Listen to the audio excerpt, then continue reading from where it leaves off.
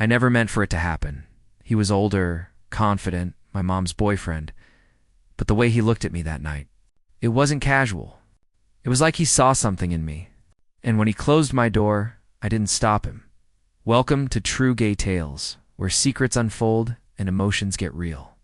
Subscribe for stories that feel too real to be made up. I was 19, still living at home. Not because I wanted to, but because I didn't really have anywhere else to go. College didn't work out. And figuring out life felt impossible. When you felt invisible, that's how I felt most. Days quiet, awkward, watching. Life passed by from the sidelines, then came him. His. The name was Mark. He was the kind of guy people noticed. Late 30s, maybe. Clean beard. Fitted shirts. Confident, but not in a loud way. The kind of masculinity that didn't try too hard. It just existed. He started dating my mom after meeting her at work. He was a contractor, fixing up properties and doing renovations. Honestly, I didn't care much. I'd seen enough of her relationships come and go, but Mark was different. He paid attention. He noticed how I always left dinner early, how I avoided eye contact, how I disappeared into my room like I didn't belong. I thought I was being subtle. I was in single quotes. One night, knocked on my door. Not loud, just enough to pull me out of my music. He leaned against the frame, calm and relaxed. "You always hide in here?" he asked. I shrugged. "I'm just not really a dinner table guy." He nodded like he understood. Then he pointed at the controller on my bed. "You game?" I blinked. "What?" "Let's see if I can still beat someone under 20. We played for almost 2 hours. He wasn't amazing, but he was chill. Not trying to impress, not awkward either. And for the first time in a long time, I felt seen after that. Things slowly changed.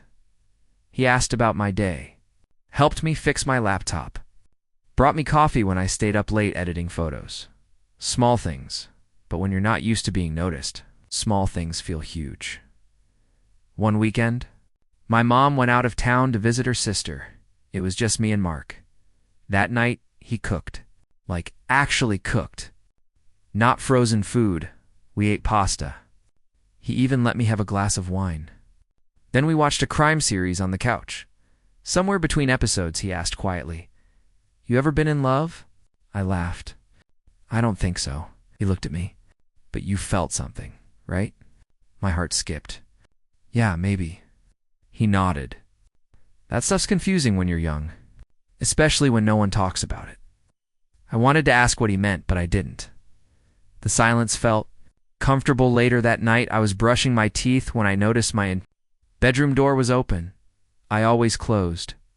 It always Mark was standing there, leaning against the frame.com/familiar. But different. His eyes weren't just friendly anymore. They were searching. He reached for the handle.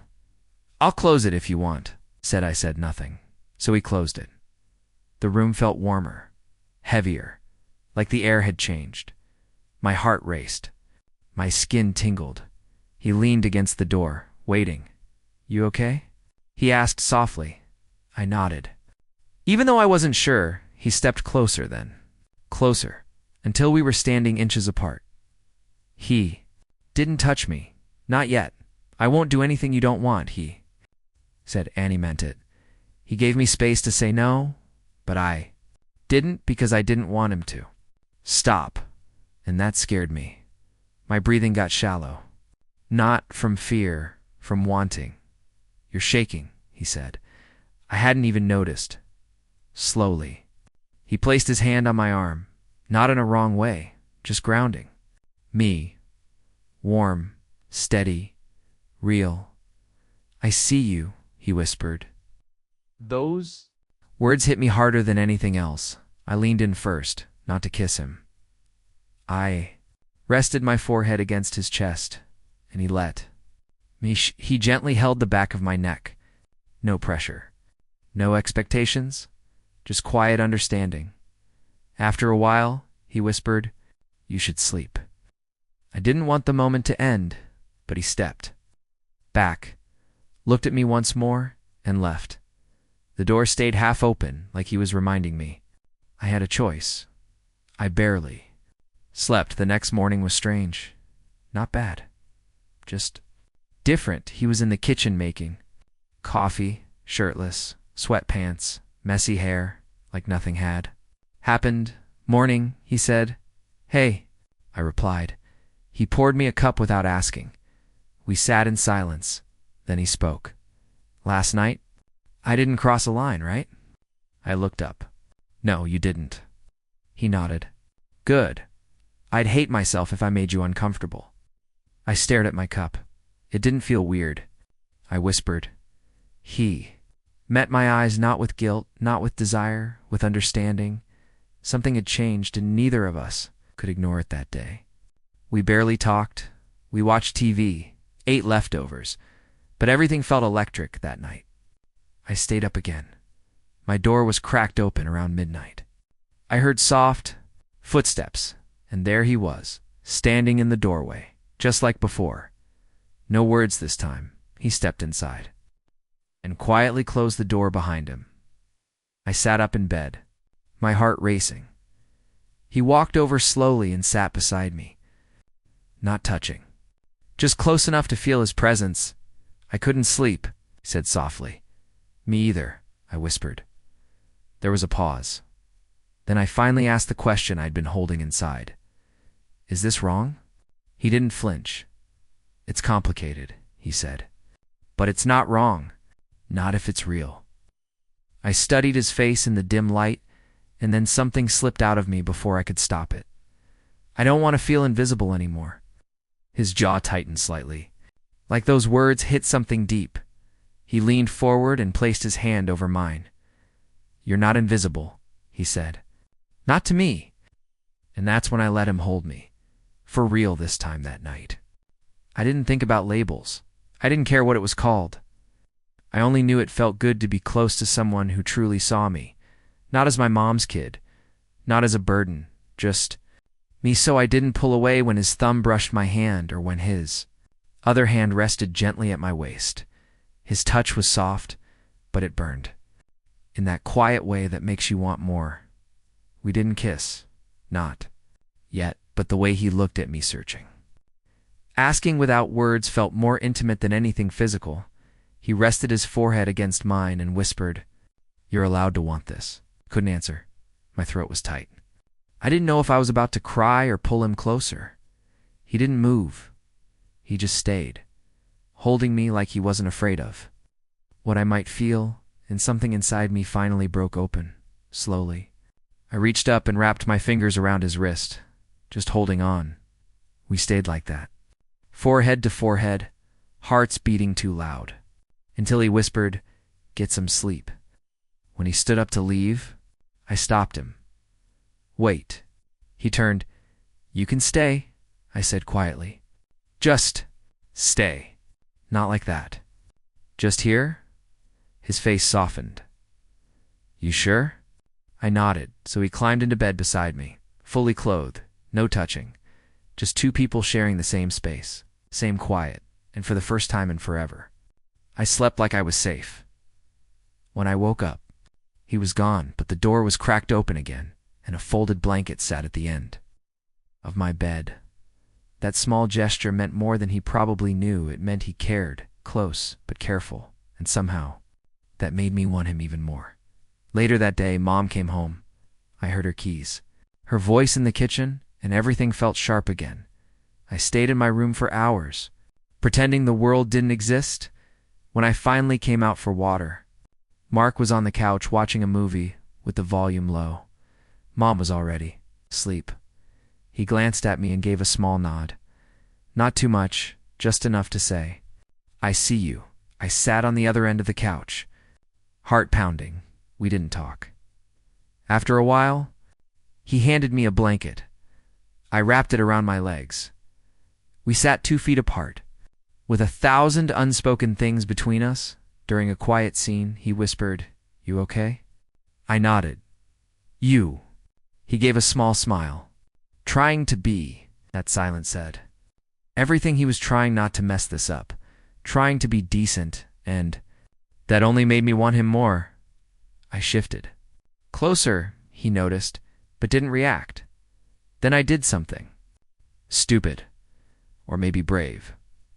I brushed my hand against his dot just for a second, then pulled back. He didn't move, but slowly. He turned his hand over, palm up, an invitation. I stared at it then. Our fingers locked quietly under the blanket, hidden, safe. I barely breathed because I knew. Once you hold someone like that, nothing stays the same. Later that night, I was brushing my teeth when he appeared in the hallway. Messy hair, bare feet, tired eyes. He leaned against the bathroom door. "You're making this really hard," he said. I froze, toothbrush in my mouth. "What?" I mumbled. He laughed softly. "Being around you, wanting to be around you," I rinsed my mouth. "I'm not trying to mess with you." "I know," he said. "That's what makes it worse." I looked at him in the mirror. "Then why are you still here?" He stepped closer. "Because I care about you more than I should." I turned to face him. "Then what now?" He was quiet for a moment. "I don't know," he admitted. "But I'm scared to leave." It hit harder than I expected because I felt the same. We stood inches apart. The silence was loud. Then he asked, "Can I kiss you?" Not demanding, not rushing, just asking. I nodded, double quotes, yes.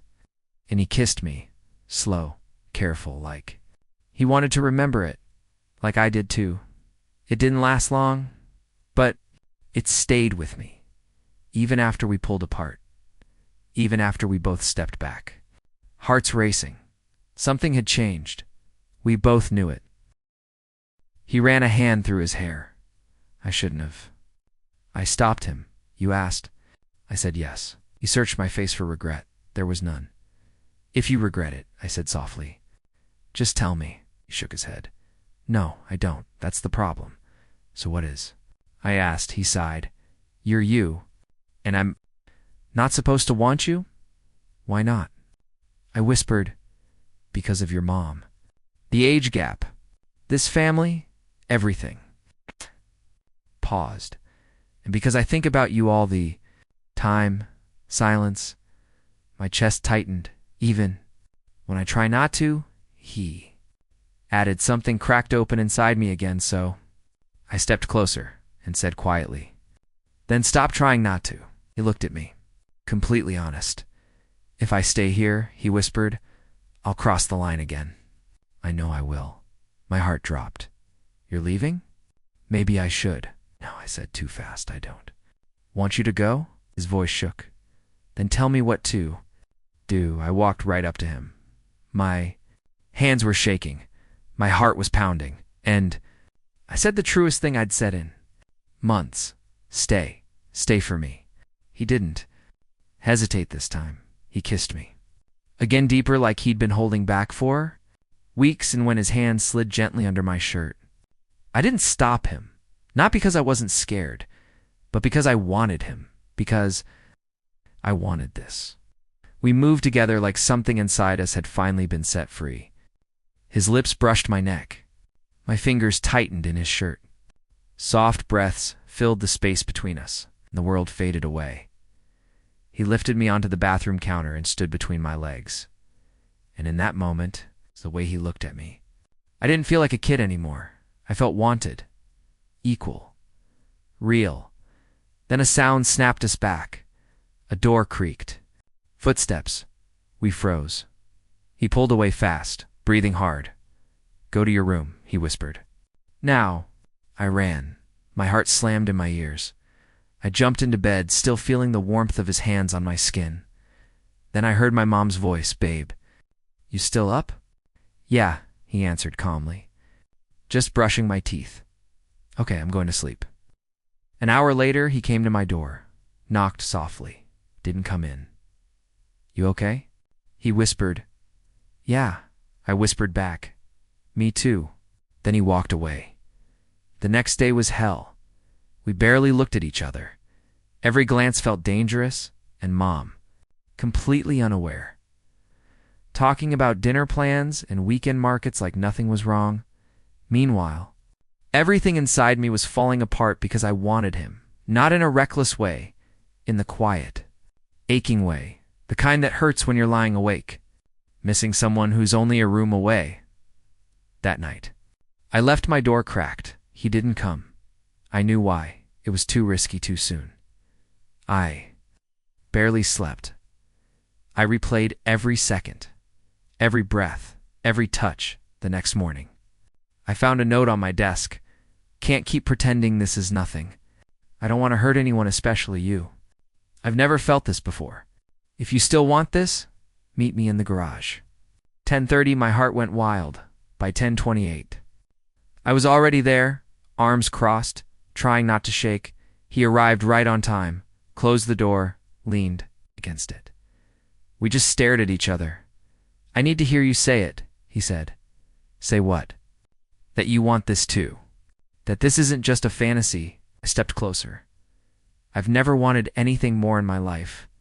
He exhaled, like he'd been holding his breath. Then he kissed me like it was the first time and the last time all at once. That kiss didn't feel stolen. It felt chosen, claimed no guilt, just honesty. He rested his forehead against mine. This shouldn't feel right, but it does. I whispered, no music, no drama, just two people in a dusty garage. Finally giving in, his hands moved slower this time, gentler, like he was memorizing me. He slid my hoodie off my shoulders. I helped him. Suddenly shy, he looked at me like I was the only thing that made sense. I don't know how to stop wanting you, he said. I didn't answer, because I didn't know either. He led me to the old couch in the back. For once, I wasn't afraid of being seen. I was afraid of losing him. He pulled me into his lap, held my waist, kissed my jaw, soft, intense. I've never done this before, I whispered with a guy. I nodded. Then I'll go slow, he said. I just want to feel you. Those words weren't desire, they were longing. I leaned into him, let the heat build, let myself believe. His lips found mine again, and I remember thinking, I never want this to end. But moments built on secrets never last. We heard the front door slam. Babe? Mom's voice, my body went cold. He jumped up, straightened himself, grabbed my shirt. Go upstairs, he whispered. Now I ran, barely made it before she passed. Hey, sweetie, she said. You seen Colin? Maybe in the garage? Thanks. I sat on my bed, shaking. That night, dinner was quiet, he joked. She laughed. I felt like screaming, but I didn't. She looked happy, and I hated myself for caring later. I locked myself in my room. Then my phone buzzed. I'm not pretending I didn't feel that. We have to be careful. I'm not backing out. I just need time. You mean too much to me. I read it 5 times, okay? Just don't disappear on me. I replied, never. He texted back instantly. It wasn't perfect, it wasn't simple, but it was real. The next morning felt heavy, like I was carrying a secret inside my skin. He laughed with my mom like nothing happened. That hurt the most. How easily he went back to being her boyfriend. But when our eyes met, I saw it, the guilt, the longing, the truth. Days passed. He kept his distance, smiled, acted. Normal. I started wondering if I'd imagined it, until one night. He came to my door, didn't speak, just looked at me. I opened it. He stepped in, locked it. We sat on my bed, close, not touching. I tried to stay away, he said. You did. I replied, didn't feel good. I know. Do you hate me? He asked. No, I said instantly. I just don't know what we are. He held my hand. I don't know either. But with you, I feel alive. I feel seen.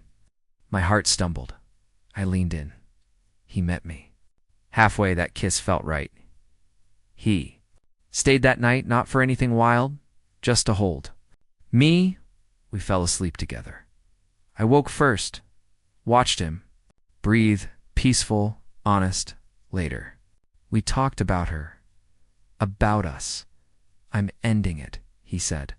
It was already broken. She deserves better. And me. I asked. You're the only thing I'm sure about. It wasn't easy. There were tears, arguments, awkward dinners, but he moved out. Weeks later, he asked me out, just us. I said yes, of course I did now. Months later, I still think about that first night. The door. The silence, the moment everything changed. Loving him taught me. Something real love isn't convenient. It's brave, it's messy, it's honest. And sometimes, it starts in the wrong room, at the wrong time, with the wrong title. If you're listening, and you've ever loved someone you weren't supposed to, you're not alone. Love doesn't care about rules. It just happens. If this touched your heart, tap like. If you're figuring yourself out, subscribe. And if this felt real, share it. This was my story, and I don't regret it.